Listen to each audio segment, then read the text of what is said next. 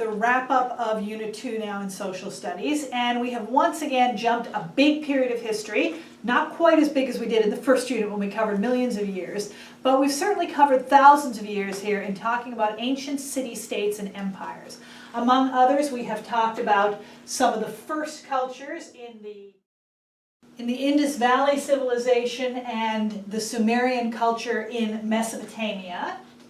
We've also talked about the rise of some of the very first empires, the Assyrian Empire, the Egyptian Empire. We've also talked about the Phoenician traders who built a trade empire, who were some of the first to do some of the things that we associate with trade and commerce today. And then we moved into the empires that we often see as the foundation for Western civilization,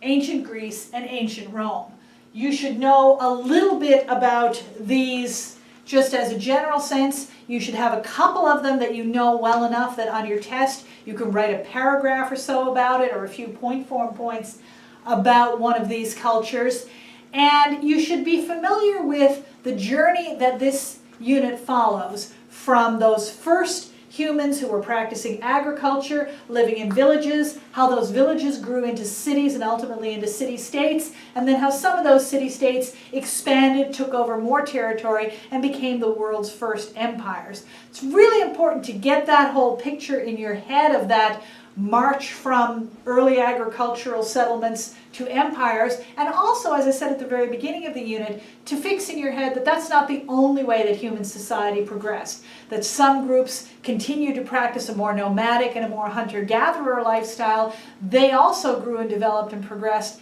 but in different ways that often didn't involve the city building, the written language, the complex structures of government that the city-states and ultimately the empires had. So have a look at your textbook questions, because they should also be a review sheet for the test.